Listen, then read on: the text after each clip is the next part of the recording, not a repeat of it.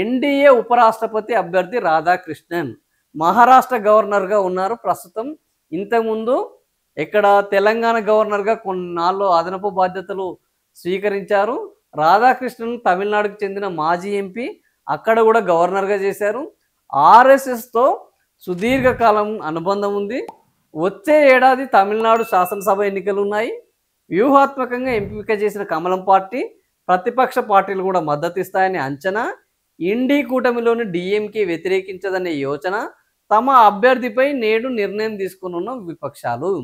ఒక్క దెబ్బతో 2 పిట్టలు 3 పిట్టలు అన్న పద్ధతిలో బీజేపీ వ్యవహరిస్తున్నది. ఏంది పిట్టలు అంటే, ఒకటి ప్రస్తుతం ఆర్ఎస్ఎస్ వర్సెస్ బీజేపీ నడుస్తుంది. ఆర్ఎస్ఎస్ను శాంతింపజేయాలి. బీజేపీ సజావుగా పాలన చేయాలంటే ఆర్ఎస్ఎస్ను శాంతింపజేయాలి. ఆర్ఎస్ఎస్ను శాంతింపజేయాలి అంటే ఆర్ఎస్ఎస్ తోటి తీవ్ర స్థాయిలో అనుబంధం ఉన్న, ఆర్ఎస్ఎస్తో మంచి అనుబంధం ఉన్న ఒక నాయకుడిని ఈ ఉపరాష్ట్రపతికి మనం సెలెక్ట్ చేసామంటే ఆర్ఎస్ఎస్ తోటి లొల్లి కథం అవుతుంది. సో దాన్ని ఫస్ట్ టార్గెట్ చేశారు. ఆర్ఎస్ఎస్తో సుదీర్ఘకాలం అనుబంధం ఉన్న రాధాకృష్ణన్ని ఎంపిక చేశారు. మొదటి దెబ్బ పూర్తి అయిపోయింది. ఇక రెండవది ఏంది, south India versus north India నడుస్తుంది. సౌత్ ఇండియాలో ఉన్న వ్యక్తిని మనము తీసుకొని వస్తే మనం వాళ్ళకు కూడా సరైన ప్రాధాన్యత ఇస్తున్నాం అనేది ఒక చర్చ జరుగుతుంది. కాబట్టి సౌత్ ఇండియన్లను కూల్ చేసేందుకు సౌత్ ఇండియా నుంచి, తమిళనాడు నుంచి ఉన్న వ్యక్తిని ఉపరాష్ట్రపతి పదవికి సెలెక్ట్ చేయడం జరిగింది. అది ఎక్కడ ఇందులో ఇవ్వలేదు. మూడవ అంశం ఏంది, త్వరలో వచ్చే ఏడాది తమిళనాడులో శాసనసభ ఎన్నికలు జరుగుతున్నాయి.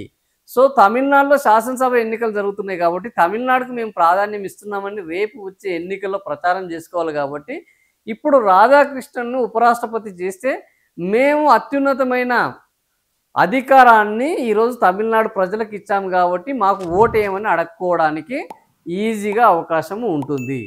సో తమిళనాడు ఇంకా రాధాకృష్ణన్ ఏంది అని అంటే, తమిళనాడులో అత్యంత బలమైన సామాజిక వర్గానికి ప్రాతినిధ్యం వహిస్తున్న ప్రజాప్రతినిధి.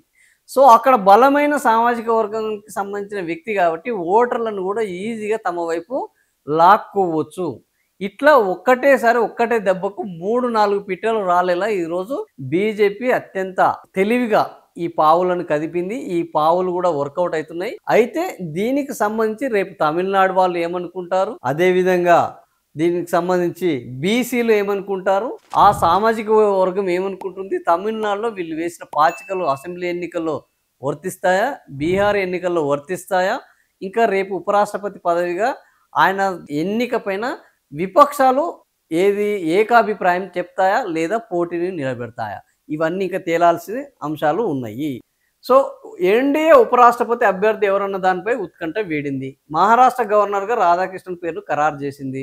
ఢిల్లీలోని ఆ పార్టీ కేంద్ర కార్యాలయంలో నరేంద్ర మోడీ అధ్యక్షతన బీజేపీ పార్లమెంటరీ బోర్డు సమావేశం ఈ నిర్ణయం తీసుకుంది. పార్టీ జాతీయ అధ్యక్షుడు జేపీ నడ్డా, కేంద్ర మంత్రులు రాజ్నాథ్ సింగ్ వీళ్ళందరికీ తెలంగాణకు చెందిన లక్ష్మణ్ కూడా ఈ సమావేశానికి హాజరయ్యారు. జేపీ నడ్డా మీడియా సమావేశంలో రాధాకృష్ణన్ పేరును ప్రకటించారు. తమిళనాడుకు చెందిన చంద్రపురం పొన్నుస్వామి రాధాకృష్ణన్ 1957 జన్మించారు. ఈయనకు ఆర్ఎస్ఎస్ తోటి అనుబంధం ఉంది. లోక్సభ స్థానం నుంచి 2 సార్లు ఎంపీగా ఎన్నికయ్యారు. తమిళనాడు రాష్ట్ర బీజేపీ అధ్యక్షుడిగా, అంటే బీజేపీ కరడుగట్టిన వాది, ఆర్ఎస్ఎస్ వాది, తమిళనాడు ఇతర గవర్నర్గా పనిచేసిన అనుభవం ఉన్నది. అందుకని ఈయన బాగా పనిచేస్తాడు అనేది.